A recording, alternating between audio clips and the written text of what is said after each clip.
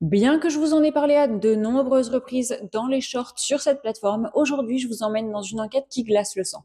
L'affaire de l'adolescente Céleste Rivas Hernandez, comme je vous le disais, une mineure de 15 ans retrouvée démembrée dans le coffre d'une Tesla au nom du chanteur David. Alors bienvenue dans Miss FBI, l'endroit où l'on décode les affaires les plus troublantes d'Hollywood, où les rumeurs virales rencontrent la justice et où chaque indice compte. Une affaire qui, depuis septembre, alimente les réseaux sociaux, bouleverse les fans et révèle chaque jour de nouvelles pièces d'un puzzle macabre. Et si vous pensiez avoir déjà tout entendu de l'histoire, croyez-moi, ce n'est que la surface. Dans cette vidéo, je vais tout reprendre depuis le début. Les preuves numériques, les vidéos compromettantes, les témoignages des proches, les perquisitions, les rumeurs débunkées, jusqu'aux similitudes glaçantes entre les clips du chanteur David et la réalité du drame.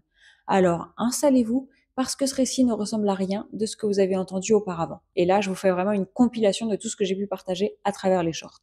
On va commencer par une vidéo Stop Rumeur. Non, il n'y a pas eu de reste de bébé retrouvé près de la maison de David. Et non, rien n'indique que Céleste Rivas était enceinte réellement au moment de sa mort. Bien sûr, on a des indices, bien sûr, il y a des choses, mais on ne sait pas si ce bébé a réellement existé. Et une chose est sûre, c'est que tout ce que j'ai pu lire sur Internet, à savoir que les restes d'un bébé ont été retrouvés, remis à la famille, etc., faux, refaux. En tout cas, pour le moment, pas confirmé, parce que j'ai pas envie de dire faux si d'ici quelques semaines, on découvre des choses comme ça, tu vois. Bref, on doit parler d'une rumeur qui enfle depuis quelques jours autour de l'affaire David et Céleste Rivas. Certains posts viraux affirment que des restes de bébés auraient été retrouvés près de la maison de David et que Céleste était enceinte au moment de sa mort. Alors déjà, elle pouvait pas être enceinte au moment de sa mort, enfin tout dépend quand est-ce qu'elle est morte, bref, on va y venir. Cette rumeur, elle a quand même dépassé les 2,5 millions de vues sur X, donc l'ancien Twitter, mais attention, a priori c'est faux. Parlons des faits officiels. Le médecin légiste de Los Angeles a identifié le corps retrouvé dans la Tesla comme étant celui de Céleste Rivas Hernandez, qui avait 15 ans ou qui allait avoir 15 ans. C'est la veille de son 15e anniversaire. Le corps était extrêmement décomposé. La cause du décès reste donc indéterminée parce que justement c'est très difficile de travailler sur un corps très décomposé. Dans les documents officiels publiés jusqu'à présent, il n'est jamais question d'une grossesse et surtout, aucun rapport ne mentionne la découverte d'autres restes humains dans la maison, dans la voiture, dans tout ce que vous voulez. En clair, l'histoire des restes de bébés retrouvés, c'est une invention totale pour faire enfler les rumeurs, etc., etc. Et pourquoi ça prend? Parce que, encore une fois, c'est extrêmement choquant. Déjà, la vérité, tout ce qu'on sait là, c'est choquant, mais ça vient rajouter la cerise sur le gâteau. Ça fait cliquer, ça nourrit les fantasmes autour d'une affaire déjà extrêmement sombre, mais c'est exactement comme ça que la désinformation détourne l'attention du vrai problème. Vous savez, on doit se concentrer sur la mort de Céleste. Côté enquête, où est-ce qu'on en est vraiment? David n'a toujours pas été inculpé à l'heure où je vous parle. Il coopère avec la police. Coopère. Son domicile de Hollywood Hills a bien été perquisitionné pendant 12 heures. Luminol, ADN, ordinateur saisi, vous le savez, j'en ai déjà parlé hier. Si vous avez raté les infos, il y a une playlist complète. Lui et son manager ont mis fin au bail de leur maison à 20 000 $ par mois juste après la perquisition. Ça, c'est très étrange, on va en parler. Bref, qu'est-ce qu'il faut retenir?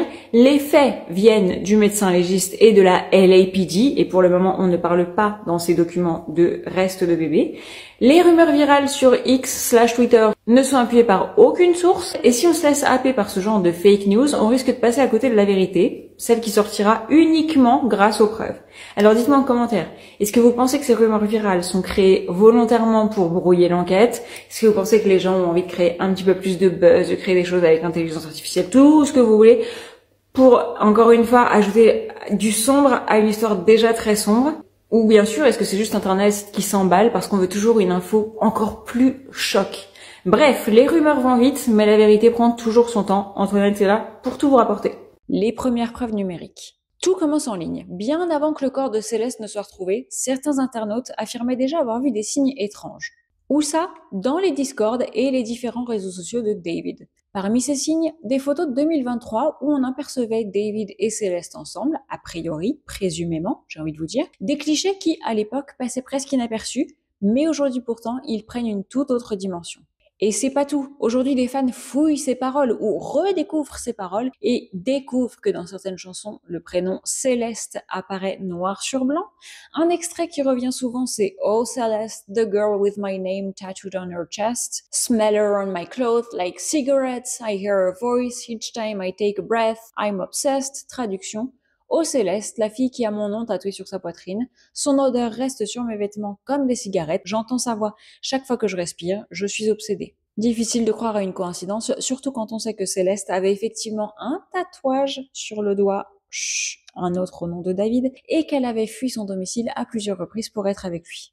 Autre capture relevée, un message où quelqu'un écrit directement à David « Drop the one with the missing girl, Celeste ». Il parle d'un tube à lâcher quand David nous dit qu'il est en manque d'inspiration. Traduction, vas-y, balance le titre avec la fille disparue, Céleste. C'est peut-être un troll, mais c'est peut-être aussi un vrai témoin. Et une chose est sûre, dès 2023, le prénom de Céleste circulait déjà dans son univers en ligne. Ces premiers indices numériques montrent à quel point la frontière entre sa carrière musicale et sa vie privée trouble était poreuse. Et ils ouvrent la porte à la question. Est-ce que David lui-même a laissé des traces dans son art, ses paroles et ses interactions? Est-ce qu'il a été piégé? Est-ce qu'il est directement coupable du crime? Bref, tout ça pour le moment, nous n'avons pas les réponses. Sachez que la police est toujours en train d'investiguer. Les perquisitions et les preuves matérielles. Si les premières preuves numériques ont mis la puce à l'oreille, ce sont les preuves matérielles qui ont donné un tournant glaçant à l'affaire. Le 8 septembre 2025, la police de Los Angeles reçoit un signalement.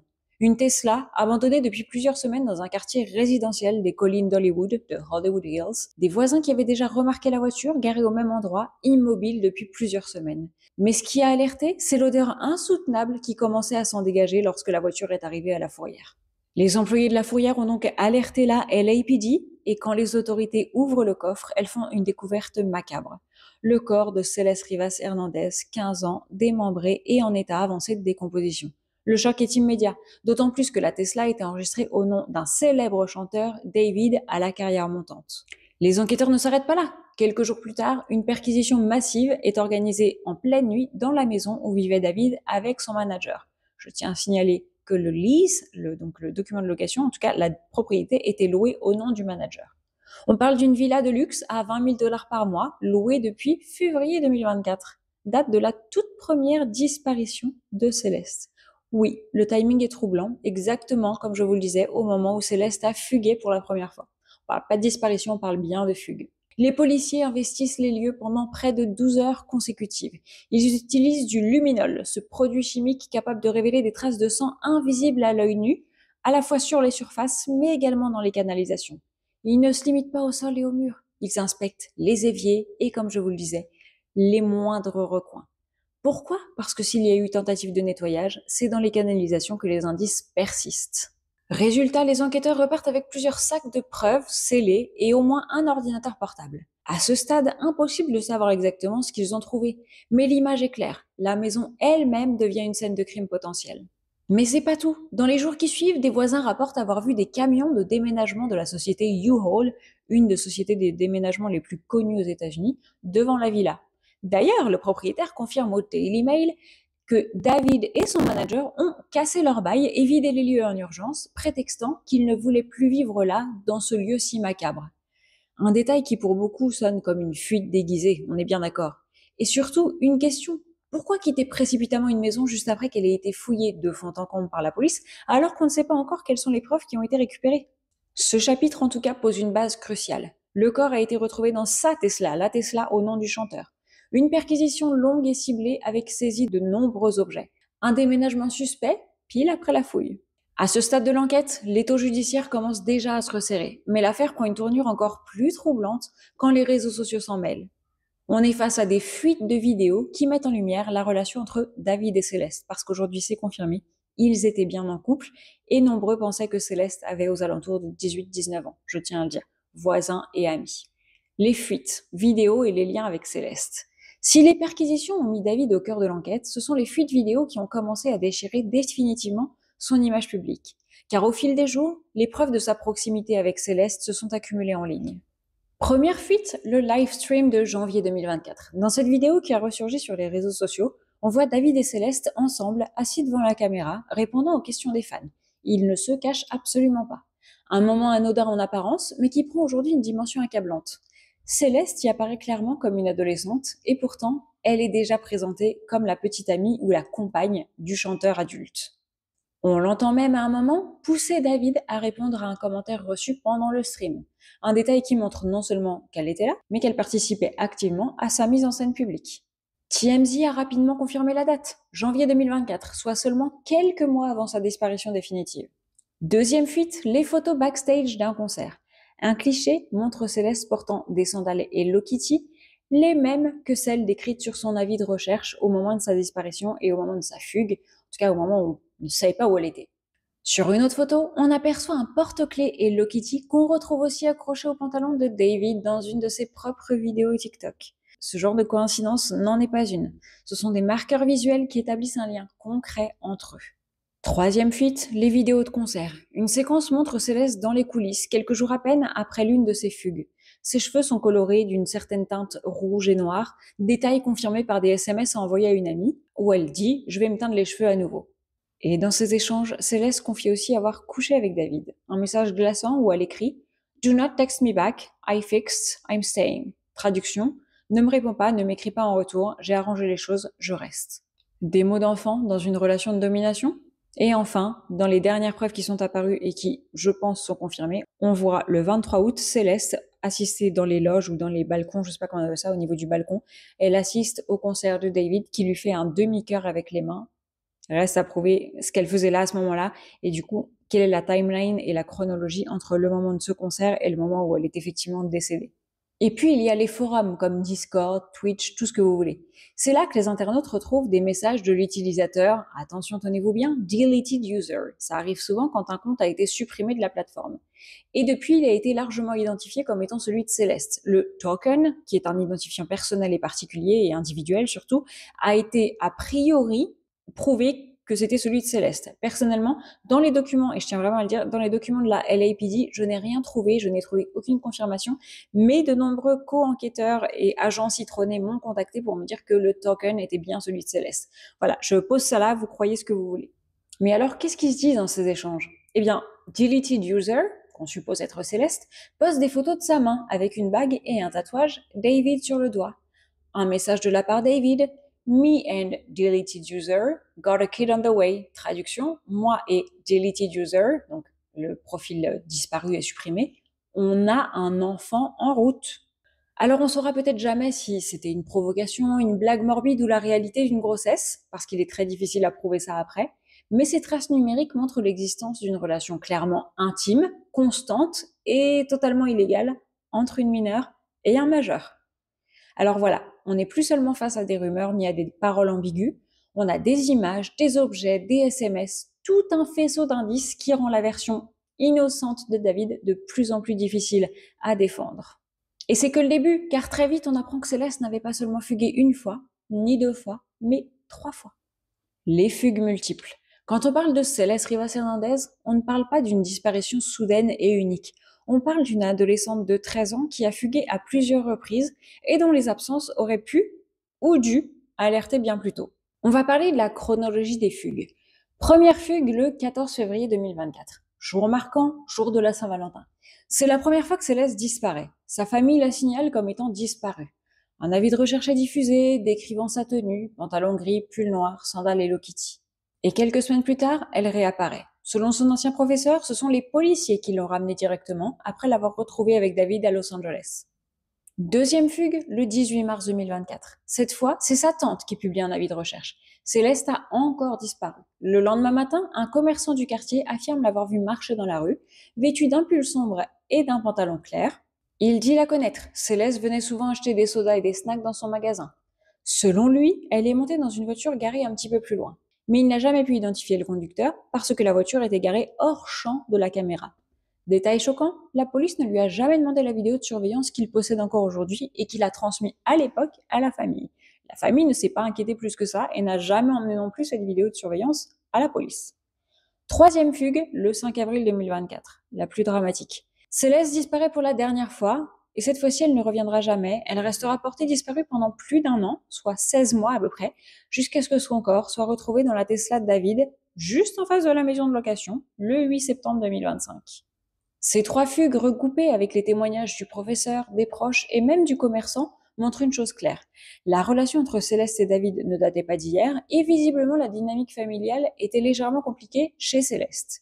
Leur relation s'inscrivait dans une spirale répétée où une adolescente vulnérable fuyait son foyer pour rejoindre un artiste adulte. Tout jeune adulte quand même, je tiens à préciser, on ne parle pas d'un mec de 50 ans. Et tout cela soulève une question dérangeante. Comment se fait-il que, malgré plusieurs signalements, malgré des retours au domicile, malgré des vidéos de surveillance, aucune mesure préventive sérieuse n'ait été prise? Ces manquements deviennent encore plus accablants quand on regarde ce que David lui-même mettait en scène dans ses clips musicaux. car la frontière entre fiction et réalité va se brouiller de façon assez terrifiante. La musique comme aveu, clip et alter ego. Quand on replonge dans les clips de David, un frisson nous parcourt l'échine. Parce que ce qui hier encore ressemblait à une mise en scène artistique prend aujourd'hui des allures d'aveu codé. Parmi les exemples qui font froid dans le dos, on a le clip One More Dance sorti en février 2025. Dans cette vidéo, on voit David, le visage et les vêtements couverts de sang, traîner un corps, avant de le glisser dans le coffre d'une voiture. Des images qui, on est bien d'accord, a posteriori ressemblent terriblement à la réalité d'aujourd'hui. Céleste retrouvée démembrée dans le coffre d'une voiture. Évidemment que le public s'est jeté sur cette ressemblance. Résultat, le clip a dépassé 3,9 millions de vues sur YouTube au moment où j'écrivais le script de cette vidéo. À mon avis, on est à plus de 4 millions depuis. Tandis que la chanson Romantic Homicide est remontée dans le top 10 Spotify. Ironie morbide, plus l'affaire Céleste fait parler, plus sa musique à lui est écoutée. Et c'est pas tout, parce que David a aussi développé un alter ego artistique, Otami. Alors j'espère que je le prononce bien parce que c'est d'origine japonaise. Un personnage inspiré de l'univers des mangas qu'il décrit comme son double maléfique. Dans une interview, il explique « Otami, ça veut dire douleur en japonais. C'est une version de moi qui porte un bandeau sur les yeux, une chemise ensanglantée, et qui commet des crimes que moi, en détective, je dois résoudre. Un peu façon Fight Club. » Un concept de fiction, certes, mais dans ses clips, Otami est omniprésent. Couteau à la main, chemise tachée, spectre d'une victime à ses côtés. Et attention, lors de son concert de lancement de tournée fin juillet 2025, David pousse la mise en scène encore plus loin. Sur scène, un cercueil, un livre de condoléances, un décor de funérailles avec un faux avis de décès au nom d'Otami, couvrant la période février 2023, août 2025. Un détail qui glace, un autre, oui. Août 2025, c'est précisément le moment où les voisins disent avoir vu la Tesla abandonnée. C'est aussi la période où les amis de Céleste affirment avoir perdu tout contact avec elle, comme si sa fiction avait anticipé la tragédie. Je tiens à vous dire que les amis de Céleste disent avoir communiqué avec elle via des applis de réseaux sociaux. Voilà, elle était disparue, mais elle leur répondait jusqu'à mi-août. Alors, simple coïncidence macabre ou aveu déguisé caché derrière le voile de l'art? Une chose est sûre, aujourd'hui, chaque image, chaque mot, chaque scène filmée par David est scrutée comme un indice potentiel. Et beaucoup se demandent, a-t-il utilisé son art pour dissimuler ou carrément pour confesser? La suite, c'est la réaction du public. Car si certains fans continuent de l'écouter, beaucoup d'autres dénoncent un système qui n'a pas su protéger Céleste, ni stopper David à temps. Je tiens à dire que David n'est pas encore inculpé. On a la présomption d'innocence. Mais bon, c'est vrai que je vous l'accorde, tous les indices laissent penser que ça pourrait être lui, ou bien qu'il s'est fait piéger. Dites-moi dans les commentaires. Parlons des réactions publiques et la bataille en ligne. Discord, Reddit, subreddit, tout est fermé. Si la police avance à petits pas, Internet, lui, s'est transformé en tribunal parallèle. Et les plateformes de David sont devenues le théâtre d'un chaos numérique. Enfin, ça, c'est quand il y avait encore quelque chose dessus. Maintenant, tout a été supprimé, même si depuis, il y a eu des captures d'écran qui ont été faites et qui sont largement diffusées. Sur Discord, le grand nettoyage. Dès que l'affaire a éclaté, les modérateurs du serveur de David se sont affolés. Certains ont parlé de purger les messages, de supprimer photos, vidéos et conversations. Mais mauvaise pioche.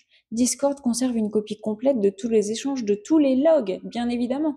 Enfin, je veux dire, c'est pas un disque dur magique que tu peux supprimer. On parle d'une société tierce qui détient toutes les informations. Et en plus, les internautes ont eu le temps d'archiver. On y retrouve des conversations où Céleste est mentionnée par son prénom, où elle poste des photos avec une bague et un tatouage David, et où certains utilisateurs parlent ouvertement de son âge, à savoir qu'elle n'a pas 18 ans. Comme je vous le disais, quand David était en manque d'inspiration, il y a quand même un membre qui lui a dit « Balance le titre avec la fille disparue, Céleste ». Comme si la musique devenait elle-même un catalogue de preuves en fait. Sur TikTok, on a les commentaires qui ressurgissent. Février 2024, sous l'une de ses vidéos, un internaute avait écrit, tenez-vous bien, « J'attends que la LAPD t'arrête pour avoir traîné avec une fille de 13 ans ». À l'époque, personne n'avait pris cette alerte au sérieux. Et pourtant aujourd'hui, ce commentaire, ça sonne comme une prémonition ou comme une alerte qu'on aurait dû tous prendre au sérieux. Sur Reddit, le verrouillage. David gérait son propre subreddit. Et dès que les accusations ont explosé, les posts critiques ont mystérieusement disparu. Résultat, les utilisateurs l'ont accusé de censurer les discussions. Sous la pression, le forum a été verrouillé. Plus aucun nouveau message est possible sur la plateforme. Preuve supplémentaire, selon certains, que David cherchait à contrôler le récit. Je tiens également à dire que sur Discord et sur Twitch, on a eu des messages des modérateurs qui précisent qu'ils pensaient que Céleste était majeure et d'autre part qu'ils ne savaient pas qu'elle avait disparu. Et au milieu de tout ça, une question reste en suspens. Jusqu'où ses fans étaient-ils complices? Ou jusqu'où ses fans étaient-ils un minimum au courant? Pour citer la chanson avec la Missing Girl, la fille perdue, la fille disparue, Céleste. Parce qu'on retrouve aussi des messages de filles affirmant avoir parlé à David alors qu'elles-mêmes étaient aussi mineures. L'une d'elles écrit: Ouais, il m'a donné son numéro alors que je venais de lui dire que j'avais seulement 16 ans. Une autre confirme: Il a envoyé son numéro de téléphone à des filles de 15 ans en passant par le forum. Donc on est d'accord, Céleste n'était pas l'exception. Les réseaux ne sont plus seulement un lieu de rumeurs, ils sont devenus une archive vivante des comportements de David que la LAPD et j'espère le FBI s'il est inclus vont investiguer. Et cette archive désormais, elle est en train de se retourner contre lui. La famille de Céleste prend la parole. Le frère, la mère, la sœur, la cagnotte GoFundMe, on va tout expliquer. Au-delà des captures d'écran et des paroles troublantes, il y a une réalité bien plus dure. Celle d'une famille qui a perdu un enfant. On va parler de Matthew, le frère de Céleste. Dans une interview qu'il a accordée à NBC Los Angeles, il raconte que la famille savait que Céleste voyait David. Il savait qu'ils étaient ensemble. C'était pas un homonyme. Il savait que c'était le chanteur. Selon lui, sa sœur aurait disparu après une sortie au cinéma avec le chanteur en mai 2024. Et elle n'est jamais rentrée. Matthew décrit aussi la Tesla de David. C'est dans cette même voiture qu'il venait chercher Céleste encore et encore à chaque rendez-vous. La même Tesla où, un an plus tard, le corps de la mineure a été retrouvé démembré. Parlons de la mère de Céleste désormais. Elle s'est confiée à TMZ. Elle explique que sa fille parlait d'un petit ami nommé David et qu'elle avait un tatouage sur l'index droit avec le mot « ch » qu'elle montrait parfois et qu'elle partageait avec le chanteur, même si le chanteur l'a porté après la disparition de Céleste. Mais ce que la mère ignorait, ou refusait de voir, ou refuse de nous avouer aujourd'hui, c'est que derrière David se cachait un chanteur déjà suivi par des millions de fans. Ce n'était pas un homonyme. La sœur de Céleste a aussi pris la parole, différemment. C'est elle qui a décidé de rendre public l'Instagram de Céleste. Elle y a publié des photos d'enfance, un lien vers la page GoFundMe pour financer les funérailles et surtout un appel: si vous avez la moindre information à propos de ma sœur, envoyez-la moi. Sur ce compte, on retrouve des posts glaçants, des stories où Céleste parlait de David comme son petit ami, des photos avec une bague à l'annulaire et le mot David tatoué sur le doigt, des traces numériques d'une relation qui, pour les proches, n'était clairement pas un secret, mais plutôt une bombe à retardement. Sauf que depuis, la LAPD a demandé à la sœur de Céleste d'arrêter de poster quoi que ce soit pour ne pas compromettre l'enquête. Parlons de la cagnotte GoFundMe. Elle a été lancée par la famille, par la sœur plus précisément, et elle a explosé en quelques jours. Des milliers de dollars ont afflué avec parfois des dons massifs de streamers et de créateurs de contenu. Un élan de solidarité, mais aussi une preuve que l'histoire de Céleste a touché bien au-delà de la communauté locale. Ces prises de parole dessinent une image tragique, celle d'une adolescente perdue entre un foyer fragilisé et une relation toxique avec un artiste charismatique qui n'était pas de l'âge de Céleste. On a une famille qui, aujourd'hui, ne demande que deux choses: la vérité et la justice. Les zones d'ombre et les incohérences, perquisition, luminol, déménagement. À ce stade, l'affaire David Céleste Rivas Hernandez n'est pas seulement une tragédie. C'est aussi un puzzle où chaque pièce semble poser plus de questions qu'elle n'apporte de réponses. Résultat, les autorités restent silencieuses. On ne sait pas encore si des traces ont été retrouvées. En sortant, les enquêteurs ont saisi plusieurs sacs. On sait qu'ils ont récupéré des cheveux, des empreintes digitales, un ordinateur portable, des traces ADN. Mais là encore, aucune communication officielle sur le contenu. L'enquête est en cours, laissons-les faire. Un déménagement pour le moins précipité. Quelques jours après la perquisition, David et son manager ont rompu leur bail sur la maison. Un bail d'environ 20 000 dollars par mois, signé, comme je vous l'ai dit, en février 2024, pile au moment de la première disparition de Céleste. Les voisins ont vu défiler des camions de déménagement, comme si l'objectif était de disparaître le plus vite possible. La Tesla abandonnée. Le corps de Céleste n'a pas été retrouvé chez David, mais dans une Tesla laissée dans la rue, à quelques pas de sa maison. Les voisins affirment que la voiture était garée là depuis 3 semaines. Je tiens également à dire que David avait une autre Tesla dans son garage. La même, mais une autre. Pendant presque un mois, cette voiture contenant un corps en décomposition était stationnée au vu et au su de tout un quartier. Comment est-ce possible que personne n'ait rien remarqué avant? Je vous rappelle qu'il ne s'agit pas d'un quartier où on va promener son chien à pied. C'est un quartier où on prend sa voiture, on met son chien à l'intérieur et on va direction un parc à chiens. Donc c'est possible que personne n'ait senti l'odeur puisque chacun voyage dans sa voiture. Le rôle des caméras, parlons-en. Autre incohérence. Le propriétaire de la maison avait installé des caméras tout autour de la résidence. Mais il affirme ne pas avoir accès aux images, car ce sont les locataires qui gèrent l'abonnement et la société qui gère les caméras de vidéosurveillance. En clair, si David ou son entourage ont désactivé les caméras, aucune preuve visuelle ne peut être exploitée. sauf si la société de sécurité conserve les enregistrements, à condition que les caméras n'aient jamais été désactivées au moment des transports du corps. Tous ces éléments, perquisition, luminol, déménagement, Tesla abandonné, caméra fantôme, dessinent une ambiance très trouble. Pas de preuve accablante pour l'instant, mais une succession de coïncidences qui, mises bout à bout, donnent un tableau inquiétant. Au fil de cette enquête, une vérité brutale s'impose. Céleste Rivas Hernandez n'était pas qu'une adolescente fugueuse.